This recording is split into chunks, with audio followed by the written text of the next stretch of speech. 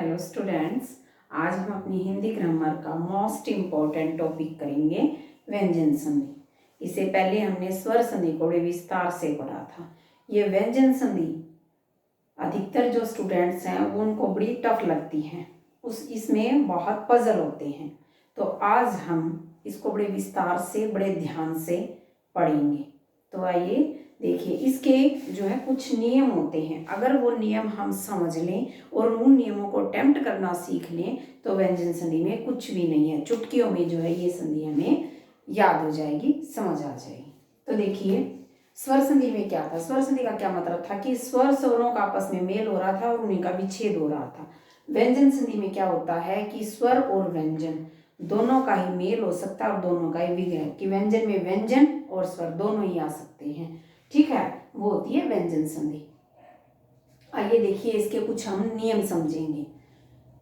देखिए, फर्स्ट नियम, इसका पहला जो नियम है वो सुनिए ध्यान से, कि किसी भी वर्ग का, पहले नियम में क्या होगा कि किसी भी वर्ग का, चाहे वो वर्ग जो है क वर्ग है, च, ट, त या प, किसी भी वर्ग का अगर किसी शब्द में ग, यानी कि किसी भी वर्ग का किसी शब्द के मध्य में, ध्यान से सुनिए पहले, किसी भी वर्ग का अगर शब्द के मध्य में तीसरा या पांचवा वर्ण आ जाता है तो वो विग्रह करते हुए पहला बन जाता है।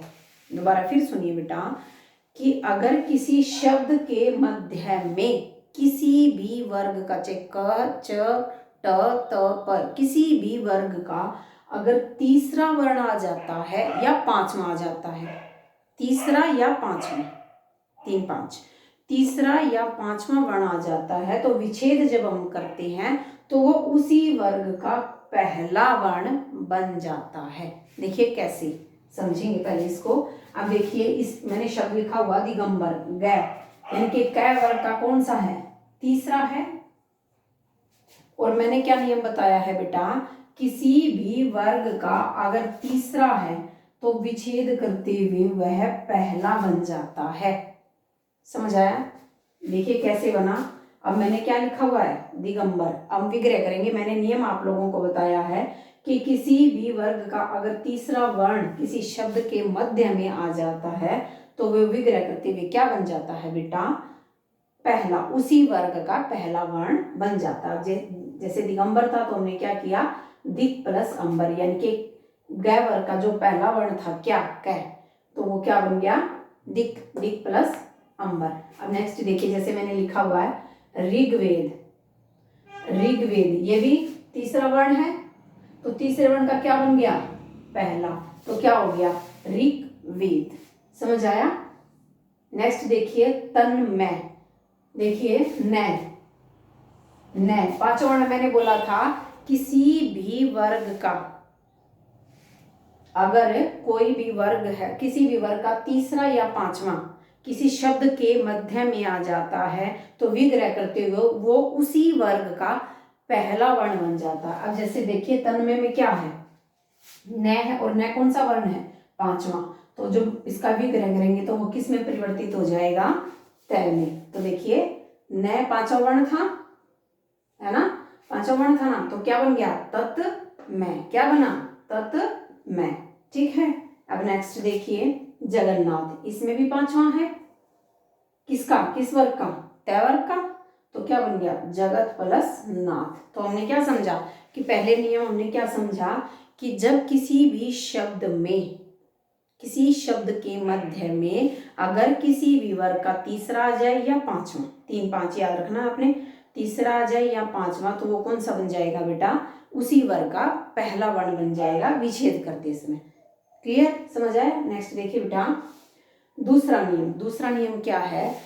किसी भी वर्ग का कोई एक वर्ण अगर एक साथ आ जाए, एक ही वर्ण है और वो एक साथ आ जाए, एक बार हाफ, आधा और उसी के साथ जो वही पूरा, एक ही वर्ण एक साथ दो बार आ जाए, एक साथ दो बार आ जाए, तो वो जो पहला है, जो पहला वर्ण है वो किस में परिवर्तित हो जाता है?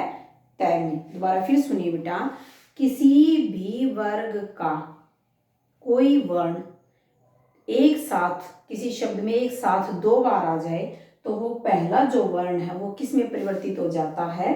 त में। समझ आया? अब देखिए, जब हम इसका एग्जाम्पल करेंगे तब हमें अच्छे से समझ आएंगे नियम। अब देखिए, जैसे वर्ण शब्द लिखा हुआ है उज्ज्वल, कई बार ये उज्ज्वल वर्ड बड़ी गड़बड़ करता है। उज्ज्वल कई बार जो है शुद्ध अशुद्ध में भी दे देते हैं। उज्ज्वल, आशीर्वाद, ये वाले ऐसे शब्द हैं जिसमें हम गड़बड़ करते ही करते हैं। उज्ज्वल में हमेशा जो दोनों जय हैं वो कैसे आते हैं? आफ आते हैं। तो मैंने क्या बताया है, किसी भी शब्द का, किसी भी वर्ग का कोई एक वर्ण एक साथ जब दो बार आ जाए, तो पहला जो वर्ण है वो विच्छेद करते हुए किस में परिवर्तित हो जाता है बेटा? तय में। समझ आया? अब जैसे देखिए, उज्ज्वल था तो हमने इसको विच्छेद किया तो क्या बन गया इस जय का? त, उत प्लस ज्वल। समझ आया?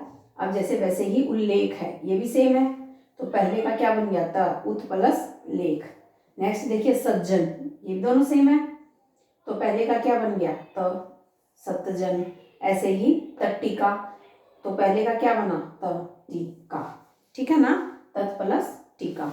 तो क्या समझे कि अगर कोई वर्ण एक साथ एक ही वर्ण दो बार एक साथ आ जाए, तो पहला वर्ण किस में परिवर्तित हो जाएगा बेटा? तय में। समझ आया? नेक्स्ट देखिए बेटा, नियम पढ़ेंगे पहले हम। अगर किसी भी शब्द में बिंदी लगी है, अनुस्वार लगा है, बिंदी लगी है, तो वो बिंदी जब हम विच्छेद करेंगे तो वो किस में परिवर्तित हो जाएगी बेटा? मैं में। किस में परिवर्तित हो जाएगी? मैं में। अगर किसी भी शब्द में बिंदी लगे, अनुस्वार लगा है, तो वो जो विच्छेद करते हुए किस में परिवर्तित हो जाएगा? मैं में। इसके साथ आपको एक बार और ध्यान रखनी है, अगर ये बिंदी बीच में है तो वो परिवर्तित नहीं होती, वो बिंदी जो है फर्स्ट पे आनी चाहिए, आगे होनी चाहिए वो बिंदी, तभी वो जो है मैं में परिवर्तित होती है। देखिए नियम, जैसे मैंने लिखा है शब्द अहंकार, बिंदी है ना बिंदी, तो किस में परिवर्तित हुई? अहम, मैं में परिवर्तित होगी, अहम प्लस कार। ठीक है ना? नेक्स्ट देखिए संभव, बिंदी है, इसमें परिवर्तित होगी मैं में, ये गलत लिखा हुआ है संभव, तो क्या हो जाएगा इसका? सम प्लस भव। संभव का क्या हो जाएगा बेटा? संभव है, जैसे बिंदी है तो बिंदी किस में परिवर्तित हुई? मैं में, तो सम प्लस भव। ठीक है ना? नेक्स्ट देखिए संसार, इसमें भी क्या है बेटा? बिंदी है, इसमें परिवर्तित हुई मैं में, तो सम प्लस सा। नेक्स्ट देखिए संचित, इसमें भी है, समझ आ रहा है ना आपको? देखिए इसमें बिंदी है तो किस में परिवर्तित हुई? मैं में, तो क्या हुआ? सम प्लस चित। ठीक है ना? तो क्या हुआ कि जिसमें भी कोई अनुस्वार या बिंदी लगी है तो वो बिंदी विच्छेद करते हो किस में परिवर्तित होगी बेटा? मैं में। समझ आया? नेक्स्ट नियम देखिए, जब, पहले नियम देखिए, जब सेस्पेरा, ठीक है ना, सेस के बाद अगर क्री धातु है, से के बाद अगर क्री धातु है या कै है, से के बाद अगर क्री धातु है या कै है, तो विच्छेद करते हुए वो जो ये से है इसका जो है लोप हो जाता है। समझ आया? नेक्स्ट दोबारा फिर सुनिए बेटा, कि अगर से पहले बाद में क्री धातु है या कै है, क्री धातु है या कै है, जब हम उसका विच्छेद करते हैं, उस ऐसे शब्द का जब हम विच्छेद करते हैं तो वो जो से है वो खत्म हो जाता है, उसका जो है लोप हो जाता है। देखिए कैसे, जैसे मैंने लिखा हुआ है संस्कृत, तो संस्कृत है, ठीक है ना, इसमें क्या है? से के बाद क्री धातु है, क्री है, तो जब हमने विच्छेद किया तो सम प्लस कृत, जो से है उसका क्या हो गया? लोप हो गया। नेक्स्ट देखिए संस्कृति, इसमें भी क्री है तो सम प्लस कृति, से का लोप हो गया। नेक्स्ट देखिए संस्करण, से, इसमें भी से का लोप हो गया, सम प्लस करण। संस्कार, बिंदी, बिंदी का मैं बन गया, और जो ये से था इसका क्या हो गया? लोप। तो जो क्री धातु से पहले या कैसे पहले अगर से आ जाए तो उसका क्या हो जाता है बेटा? विच्छेद करते हुए लोप हो जाता है। समझ आया? अच्छा, ये कई कई जो एग्जाम्पल मैंने इसीलिए लिखा है कि जब तक हम इसकी बहुत सारे एग्जाम्पल ले लेके प्रैक्टिस नहीं करेंगे तब तक अगर हम नियम भी आते हैं तो भी हमें इसको अटेम्प्ट करना नहीं आएगा, इसका विच्छेद अच्छे से करना नहीं आएगा। इसीलिए आप भी क्या करना, ये समझने के बाद अपनी बुक लेना, उसमें से जो भी ढेर सारे एग्जाम्पल लिखे हुए होंगे वो एग्जाम्पल आप जो है करके देखना, प्रैक्टिस करना, तभी आपको ये अच्छे से समझ आएगा। नेक्स्ट देखिए बेटा, नेक्स्ट नियम है, अगर किसी भी शब्द में एक साथ, अगर किसी भी शब्द में एक साथ श षटकोण और ठ, श षटकोण ठ ठठेरा, श और ठ, श षटकोण और ठ एक साथ आ जाएं, किसी भी शब्द में अगर श और ठ एक साथ आ जाएं तो वो विच्छेद करते हुए किसमें परिवर्तित हो जाते हैं, स और थ में। जो ठ है वो थ में परिवर्तित हो जाएगा और जो स षटकोण है वो स में परिवर्तित हो जाएगा। समझ आया कि किसी भी शब्द में श और ठ, श षटकोण और ठ ठठेरा एक साथ हो तो वो विच्छेद करते हुए स और थ में जो है बेटा परिवर्तित हो जाते हैं। ठीक है, आइए देखिए कैसे। जैसे मैंने लिखा हुआ है बेटा युधिष्ठिर, क्या लिखा हुआ है, युधिष्ठिर, तो जब हम इसका विच्छेद करेंगे तो क्या हो जाएगा, युधि प्लस स्थिर, यानी कि सेठ है का क्या परिवर्तित हो गया, स और थ। नेक्स्ट देखिए निष्ठुर, निष्ठुर में भी सेठ है तो किस में परिवर्तित हुआ, स और थ में, तो नी प्लस स्थुर। समझ आया। नेक्स्ट देखिए बेटा नियम, किसी भी शब्द में अगर आपको उस शब्द के मध्य में श षटकोण या श षलजम, श षटकोण या श षलजम आपको लगा हुआ मिले तो विच्छेद करते हुए वो स सपेरे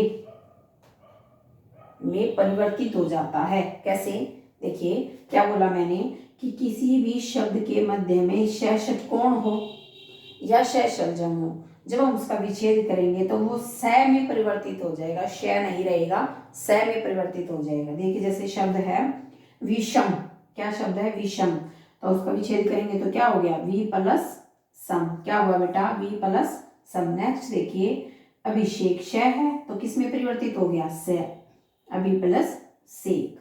नेक्स्ट देखिए बेटा अभिशाप, क्या है, अभिशाप, श है तो किस में परिवर्तित हो गया, स में।